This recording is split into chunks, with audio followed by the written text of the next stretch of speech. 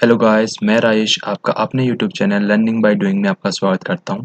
आपने अभी तक हमारा चैनल सब्सक्राइब नहीं किया तो चैनल को सब्सक्राइब कीजिए और बेल आइकन को प्रेस कीजिए। तो जैसा कि आप लोगों की काफ़ी टाइम से डिमांड आ रही थी कि सर ऑडिट का कब से आप एमसीक्यू सीरीज़ का कोर्स स्टार्ट करोगे, तो आपकी डिमांड को देखते हुए हम एक कोर्स लेके आए हैं जिसमें ऑडिटिंग के हम टॉप 100 प्लस एमसीक्यू सीरीज़ के क्वेश्चन है वो आपसे डिस्कस करेंगे इसमें। तो ये कोर्स बेसिकली उन सभी कैंडिडेट्स के लिए काफ़ी ज़्यादा फ़ायदेमंद रहने वाला है, चाहे वो सीए इंटर के स्टूडेंट्स हो, चाहे वो यूपीएससी ईपीएफओ एग्ज़ाम्स की तैयारी कर रहे हो क्योंकि उसमें भी ऑडिटिंग का काफ़ी अच्छा महत्व है एग्ज़ाम में, चाहे आप बीकॉम कर रहे हो, चाहे आप एमकॉम कर रहे हो। एमसीक्यू के द्वारा आपके कंसेप्ट की जो क्लियरिटी है वो आपको पता चल जाएगी, आपके कितने कंसेप्ट क्लियर है, कितने कहाँ पे वीक हैं। चाहे आपके सेबी के एग्ज़ाम हो, तो सेबी के एग्ज़ाम्स में भी ऑडिट का जो काफ़ी अच्छा एक रोल प्ले करता है आपको एग्ज़ाम क्लियर कराने में और एग्ज़ाम से आउट करने में। उसी प्रकार से ही आरबीआई के भी कुछ एग्ज़ाम्स में ऑडिट आता है, तो उसमें भी आपको काफ़ी अच्छी हेल्प मिलने वाली है।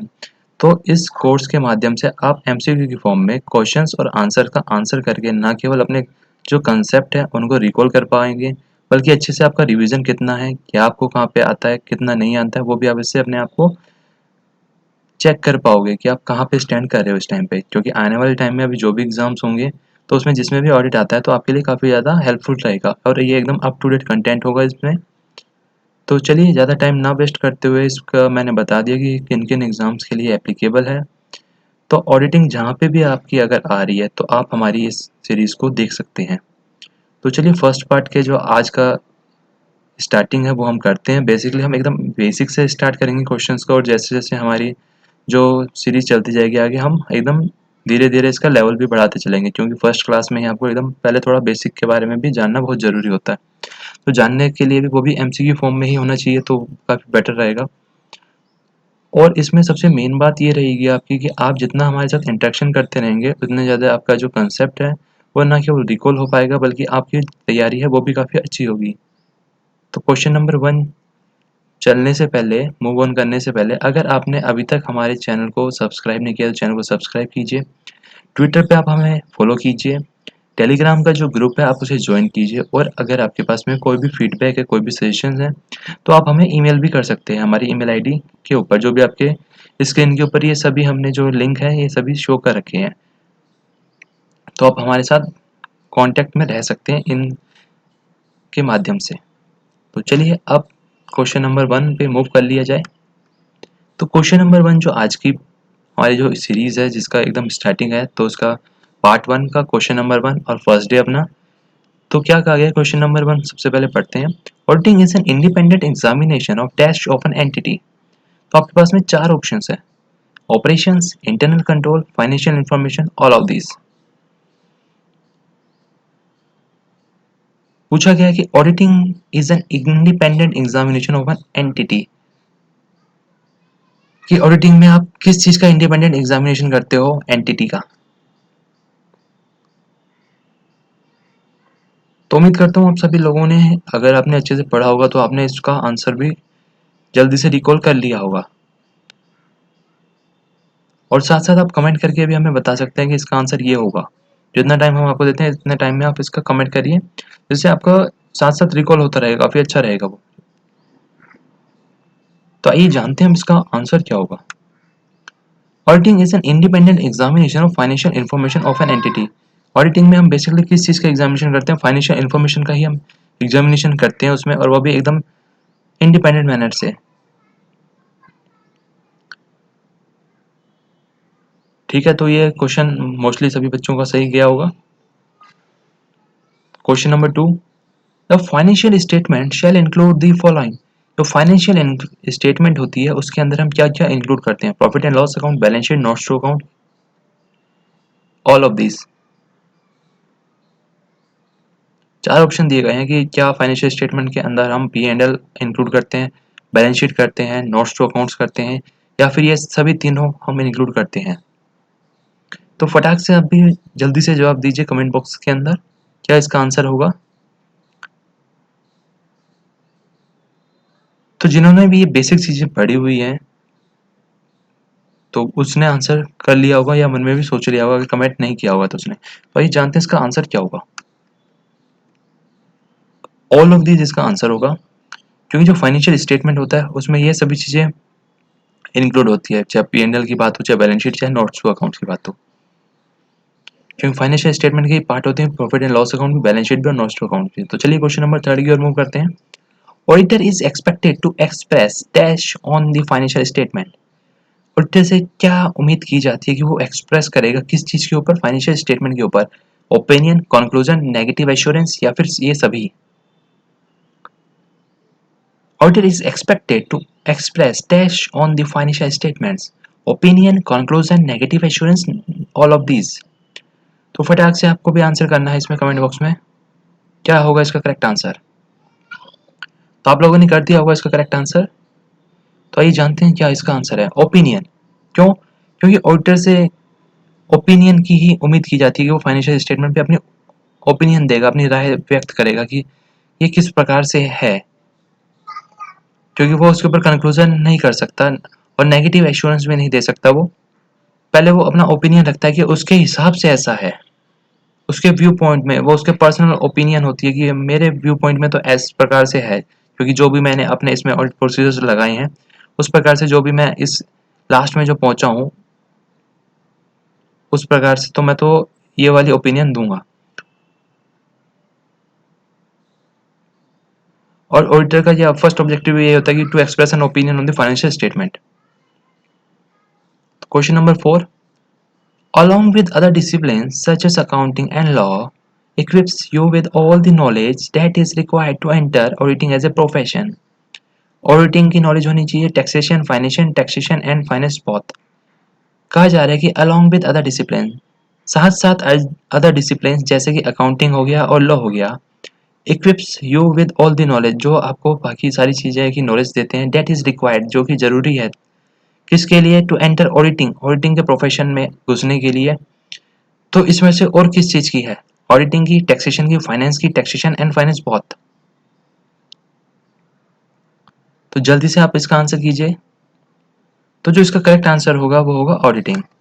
कि जब आप सब चीज़ों की नॉलेज तो ले लोगे, लेकिन अगर आपने ऑडिटिंग की ही नॉलेज नहीं ली, आपको ऑडिट कैसे करनी है, तो आप फिर क्या उसमें काम कर पाओगे बेटर इफेक्टिवली? तो जो इसका करेक्ट आंसर होगा, ऑडिटिंग की नॉलेज भी लेना बहुत ज़रूरी है। हाँ, अगर इसमें ऑप्शन हमें लास्ट में दिया जाता ऑडिटिंग, टैक्सेशन, फाइनेंस, तो हम ये तीनों वाला करते इसमें, क्योंकि उसमें आ जाता कि तीनों आ रही हैं। क्वेश्चन नंबर 5 की ओर मूव करते हैं अब हम।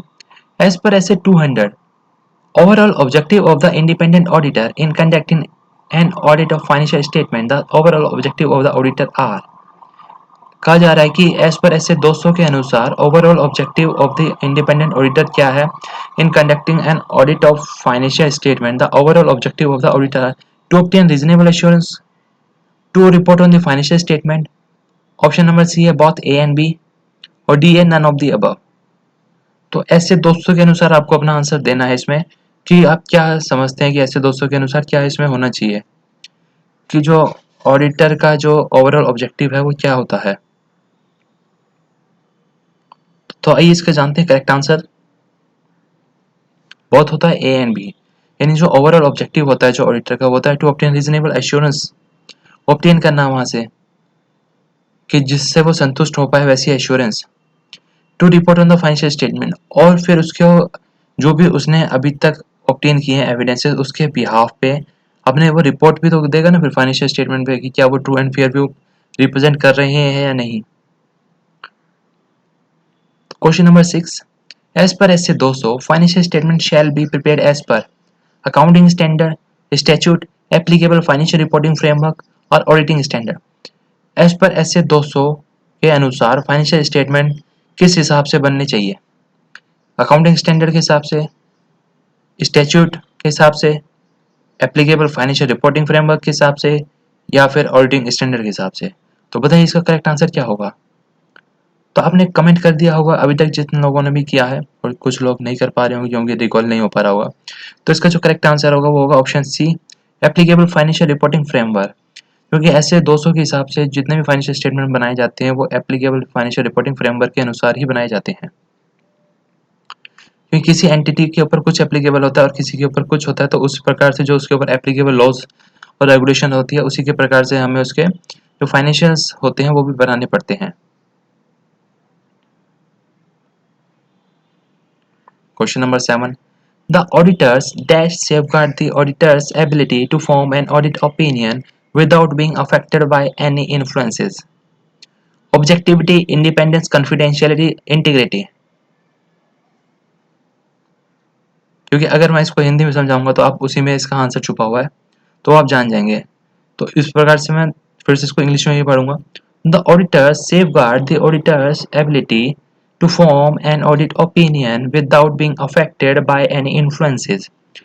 तो आंसर क्या होगा इसमें?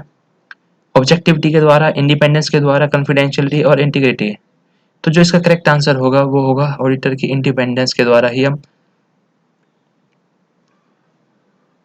ऑडिट ओपिनियन बिना किसी से अफेक्ट हुए, बिना किसी से इन्फ्लुएंस हुए हम कर सकते हैं, और उसी प्रकार से हम सेफगार्ड कर सकते हैं। Question 8, auditor should have sound knowledge about accounting concept, auditing concept, both A and B, none of these. Auditor के पास में साउंड नॉलेज, अच्छी नॉलेज होनी चाहिए किसकी? अकाउंटिंग कंसेप्ट की, ऑडिटिंग कंसेप्ट की, या फिर सी दिया गया बोथ ए और बी, यानी अकाउंटिंग भी होनी चाहिए, साथ में ऑडिटिंग भी होनी चाहिए, और डी दिया गया किसी की भी नहीं होनी चाहिए। तो आप क्या राय रखते हैं इसमें, क्या होना चाहिए आपके हिसाब से? तो आप बताइए कमेंट बॉक्स में, हम आपको आंसर दिखाते हैं। बोथ ए एंड बी, दोनों, क्योंकि ऑडिटर है उसके पास में अकाउंटिंग की नॉलेज भी होनी चाहिए और साथ ही साथ ऑडिटिंग के कंसेप्ट भी क्लियर होनी चाहिए उसके। अगर इसको अकाउंटिंग करनी आती है, ऑडिटिंग नहीं आती, तो भी वो ऑडिट अच्छे से नहीं कर पाएगा। अगर उसे ऑडिटिंग आती है और अकाउंटिंग का नहीं पता, तो वो चेक किया एग्जामिनेशन किस चीज़ का करेगा। तो दोनों चीज़ें उसके पास होने बहुत जरूरी है। Question number 9, the preparation of financial statement of A company is the responsibility of. जो फाइनेंशियल स्टेटमेंट बनाना है कंपनी के, किसकी रिस्पॉन्सिबिलिटी होती है? शेयर होल्डर की, ऑडिटर की, मैनेजमेंट की, या इन सभी की? ये सारे एक एक पेज बनाएंगे। The preparation of financial statement of A company is the responsibility of share holders, auditors, management, all of this. तो इसका क्या होगा करेक्ट आंसर, ये आपको बताना है। क्या शेयर होल्डर बनाएंगे, उनकी रिस्पॉन्सिबिलिटी है? क्या ऑडिटर की रिस्पॉन्सिबिलिटी है? क्या मैनेजमेंट की? या फिर ऑल ऑफ दिस?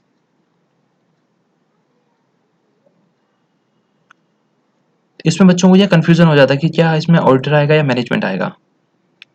तो आपको ये याद रखना है कि जो ऑडिटर की जो रिस्पॉन्सिबिलिटी है to express an opinion on the financial statement, वो बने बनाए फाइनेंशियल स्टेटमेंट के ऊपर ओपिनियन एक्सप्रेस करने की रिस्पॉन्सिबिलिटी ऑडिटर की है, लेकिन बनाने की जो प्राइमरी रिस्पॉन्सिबिलिटी है किसकी है? मैनेजमेंट की है वो। तो इसका करेक्ट आंसर भी क्या होगा? Management. No business or institution can effectively carry on its activities without the help of proper। कहा जा रहा है कि ना कोई बिजनेस और ना ही कोई इंस्टीट्यूशन इफेक्टिवली कैरी नहीं कर सकता अपनी एक्टिविटीज बिना किसी हेल्प के। प्रॉपर क्या ना हो उसका? अगर ऑडिट ना हो, रिकॉर्ड्स ना हो, अकाउंट्स ना, रिकॉर्ड और अकाउंट्स ना हो, नाइदर ए नॉर बी, यानी दोनों ही ना हो, और बोथ ए एंड बी की दोनों ही हो। No business or institution can effectively carry on its activities without the help of proper। क्या ऑडिट बिना करे कोई इंस्टीट्यूशन नहीं चल सकता? नहीं चल सकता है। लेकिन क्या बिना रिकॉर्ड्स मेंटेन करे इंस्टीट्यूशन या कोई भी बिजनेस चला सकते हो आप? वो चलाना बहुत असंभव टाइप में हो जाता है, क्योंकि आपके पास किसी चीज़ का रिकॉर्ड नहीं होगा तो आपको कुछ पता ही नहीं रहेगा कि क्या आपके पास स्टॉक है, क्या आपके पास खत्म हो गया, क्या आपको और मैन्युफैक्चर करनी, क्या आपको ऑर्डर करना है। तो इसके लिए रिकॉर्ड और उसके साथ में जो पेमेंट करनी है, रिसीव, वहाँ से रिसीव करना है अमाउंट, तो ये भी दोनों बहुत चीज़ें ज़रूरी है। बिना ऑडिट के तो चल सकता है, लेकिन रिकॉर्ड्स और अकाउंट्स आपको मेंटेन करना बहुत ज़रूरी है। तो इसके लिए क्या आंसर होगा? आंसर होगा इसका बी, रिकॉर्ड्स एंड अकाउंट्स।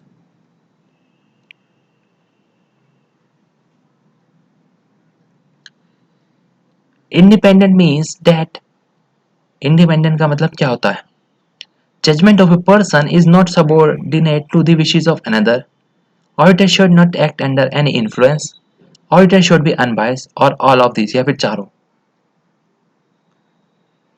तो इंडिपेंडेंट का मतलब ही होता है judgement of a person is not subordinate to the wishes of another, यानी जो भी मेरा निर्णय है वो किसी और के वजह से चेंज नहीं होना चाहिए, या फिर वो किसी और का निर्णय नहीं होना चाहिए, वो मेरा खुद का होना चाहिए। Auditor should not act under any influence, और ऐसा भी नहीं है कि ऑडिटर को प्रेशराइज कर दिया जाए कि नहीं तुम्हें तो यही जजमेंट देना है, तो वो भी नहीं होना चाहिए कि वो इन्फ्लुएंस किसी के द्वारा नहीं होना चाहिए, यानी प्रभावित नहीं होना चाहिए।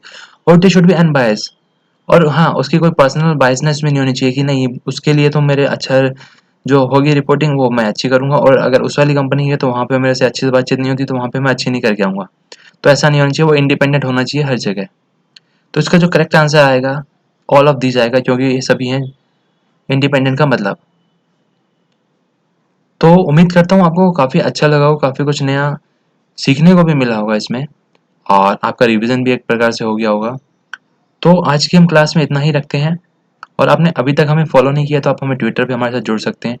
अगर चैनल को सब्सक्राइब नहीं किया तो चैनल को सब्सक्राइब कीजिए, और बेल आइकन को साथ ही साथ प्रेस कर कीजिएगा, और टेलीग्राम का ग्रुप भी ज्वाइन कीजिए। और अगर आपके पास में कोई भी फीडबैक है या फिर कोई भी आपको क्वेश्चन समझ में नहीं आ रहा है किसी भी प्रकार का, तो आप हमें वो मेल भी कर सकते हैं। तो आज की क्लास में इतना ही रखते हैं, तो thank you, have a nice day, good day ahead.